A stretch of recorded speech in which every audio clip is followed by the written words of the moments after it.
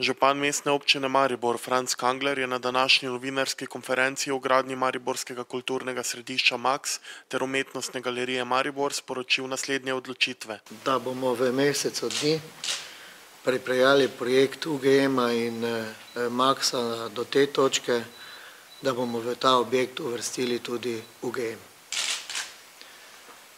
Če želimo, da sledim nekaterim zadevam, ki so bile dorečene v tej pisarni v lanskem letu, v mesecu juliju, ko je bil predsednik vlade tudi v Mariboru.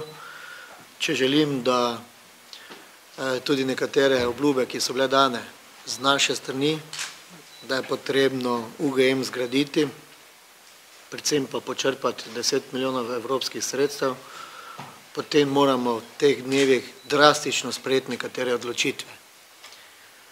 Zakaj? Meni je žal, da nekatera pogajanja, ki so bila v zvezi z madžarskim arhitektom, ki je dobil na mednarodnem arhitekturnem natečaju, niso bila uspešna.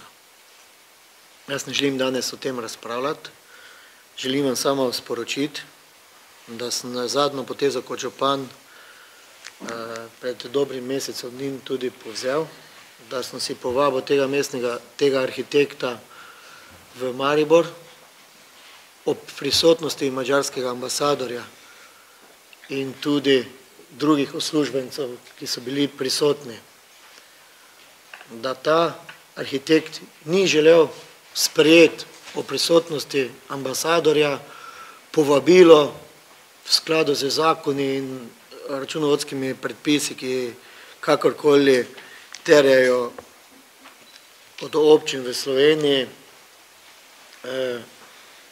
in ni sprejel in ni želel podpisati vročilnice za pogajanja za nadaljnjo delo. Glede na to, da je galerija bila planirana in uvrščena na Lent, kjer imamo enoto vrtec mariborske občine, da je ta arhitekturni natečaj pač bil prirejen za to zemljišče in po resnem premisleku, po odločitvah smo se odločili, da želimo, da Maribor dobi UGM in to v času Evropske prestolnice kulture. V nasprotnem primeru vprašanje, kdaj bo mesto lahko prišlo do nove umetnostne galerije. Jaz kot župan in tudi kot moja osebnost zelo podpiram kulturo v mesto in si želim, da to priložnost, ki jo ima mesto z Evropsko prestolnico kulture, tudi izkoristimo. Kaj od UGM-ja se bo nahajalo v Maksu, kako boste razdeljeni, katere dejavnosti bodo tam potekale? Torej vse vitalne galerijsko-muzejske vsebine, točno takšne, kot so bile tudi načrtovane v naši prvi projektni nalogi, ki je bila temelj tako za natečaj, kot tudi izvedbo v arhitekturi znotraj Lenta. Torej govorimo o razstavnih prostorih za občasne razstave, tako kot tudi za dela iz stalne zbirke, vse skupaj 3200 kvadratnih metrov razstavnih površin, 1200 kvadratnih površin depojev, plus delavnice, torej arhivski center za knjižnico, skratka vse to, kar počnemo danes, ampak z, torej kako bi rekli, z možnostjo razvoja za naprej, vendar z večjem obsegu, kot danes recimo UGM zaznamujemo. Kaj se bo zgodilo s prostori, ki jih imate zdaj v uporabi? Lastnik je vsekakor mestna občina Maribor, ki je predstavila idejo povezovanja z univerzo. Univerza želi seliti nekatere vsebine, koliko mi je znano, neuradno, torej študij arhitekture, novo akademijo za umetnosti, v bistvu v te obstoječe prostore na Štrosmajerjevi in Koroški cesti. Naša ideja še je bila, da ob Maksu oziroma ob eni dvorani, ob UGM-u, ob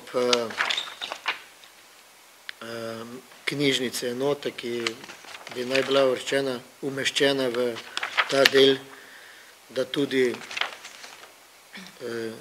uvrstimo v objekt tako imenovano poročno dvorano, če je kdo med vami, ki še ni poročen, lahko to izkoristi v naslednjem letu. Maribor nima prave poročne dvorane oziroma ima lepe objekte, ki lahko služijo poročnim dvoranam, pa so omejeni dostopi ali pa so zaradi tega nefunkcionalni. Zato smo se odločili, da bi ta poročna dvorana služila tudi kot večnamenski prostor za protokolarne namene, različne sprejeme, tako v galeriji, kot v mestni občini Maribor, kot za različne sprejeme tudi nekaterih drugih dogodkov v mestu. V tem trenutku je lastnik Maxa Vzim, lastnik UGM-a bo pa mestna občina Maribor. In mi želimo, glede na to, da je prišlo do preprojektiranja tudi znotraj Maxa, da ostali del Maxa, ki je v lasti Zima, v prihajajočih postopkih, ki jih imamo v letošnjem letu, naslednjem letu, pride v last mestne občine Maribor ali katerega drugega organa. Kako pa župan Kangler komentira odstop Tomaža Pandurja z položaja predsednika programskega sveta javnega zavoda Maribor 2012? Z velikim razočaranjem sem prebral to informacijo, čeprav mi je gospod Pandur to nakazal, da bo to tudi storil. Jaz se bom v teh dneh še z njim osebno sestal, pogovoril. Mislim pa, da je tudi sam nakazal nekatere pritiske na njega v enem izmed intervjujev, ki jih je imel v teh dnevih, da ti pritiski iz centra ali pa iz enega centra, ne samo na njega, tudi sam čutim velike pritiske v zadnjem času,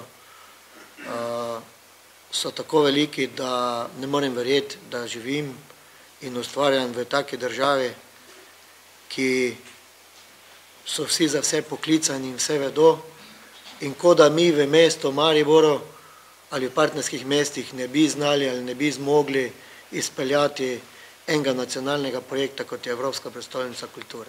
Glede na gnojnico, ko so jo nekateri zlivali na njega v preteklosti, mislim, da je to slaba popotnica ne samo za Slovenijo, ampak za celotno Evropo.